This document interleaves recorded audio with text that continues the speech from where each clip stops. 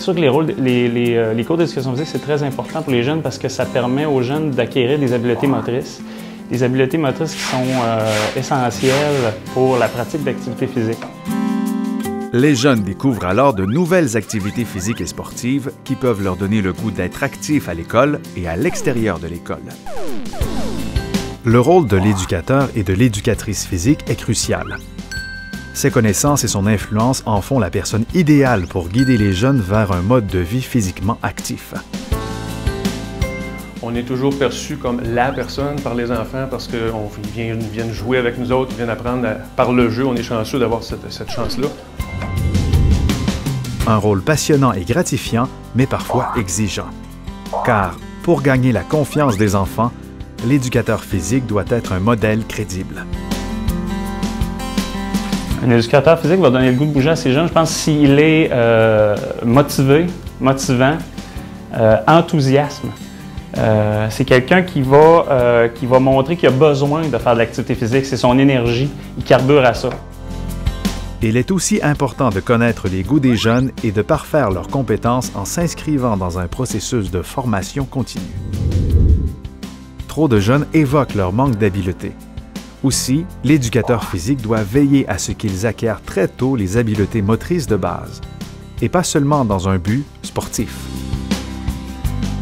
Comme les habiletés motrices de base vont devoir être développées parce que si on veut faire un service au volleyball, si on veut faire un lancer au frisbee, je pense même à plus tard dans leur vie future, si, exemple, s'ils veulent être des soudeurs, un dentiste, un mécanicien, c'est toutes des habiletés qu'ils vont devoir travailler, c'est toutes des habiletés, des actions, des mouvements qui sont plus complexes. Les enfants aiment bouger, c'est inné, mais il est important d'entretenir cet intérêt grâce à des stratégies qui ont fait leurs preuves. Et ce qu'on veut, c'est que les jeunes ils vivent une expérience positive pour que ça leur donne le goût de recommencer continuellement. Donc, par le plaisir, c'est sûr qu'ils vont avoir le goût de recommencer puis faire plus d'activités puis d'en faire à tous les jours.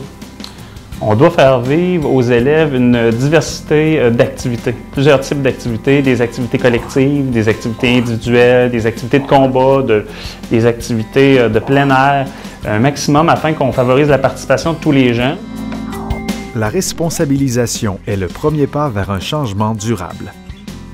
Pour qu'ils participent et deviennent les acteurs de leur réussite, on les aide à se donner des objectifs pour être plus actifs à l'école et ailleurs, et on les implique dans le choix, l'organisation et l'animation d'activités physiques et sportives. Le succès est un moteur puissant. Il augmente l'estime de soi, la motivation et la confiance. Donc, comme éducateur physique, pour donner le goût aux enfants de bouger, c'est important qu'on leur présente des activités variées, des activités qui sont adaptées à leur niveau, des activités qui vont leur présenter des défis, que ce soit à la maison, que ce soit sur l'heure du midi, que ce soit à l'intérieur de nos cours d'éducation physique à nous. C'est important qu'on les amène à se dépasser, à se surpasser, pour qu'ils puissent s'améliorer en pratiquant plein d'activités. On propose donc aux jeunes des défis à la hauteur de leurs compétences. On axe les évaluations sur le progrès réalisé et non sur les performances. Et on les incite à participer aux activités parascolaires. Dans le fond, l'éducateur physique, on veut qu'il fasse la promotion des activités physiques. Il peut les organiser, il peut en proposer, il peut partir des clubs plein air, des clubs de course, des équipes sportives.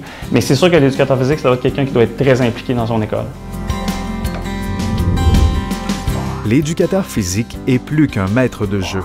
C'est un spécialiste qui a sa place en dehors du gymnase, que ce soit au conseil d'établissement, pour entre autres discuter du nombre ou de la durée des cours d'éducation physique et à la santé, auprès des responsables de projets comme l'aménagement de la cour d'école ou auprès de différents comités en faveur de la pratique régulière de l'activité physique dans la communauté ou autre. On ne peut pas demander à aux éducateurs physiques d'être partout. On leur demande juste d'avoir un œil sur tout ce qui se fait en termes d'activité physique à l'école. Partie intégrante d'une approche visant à ce que les jeunes adoptent un mode de vie physiquement actif, les éducateurs et éducatrices physiques sont avant tout des facilitateurs, des catalyseurs.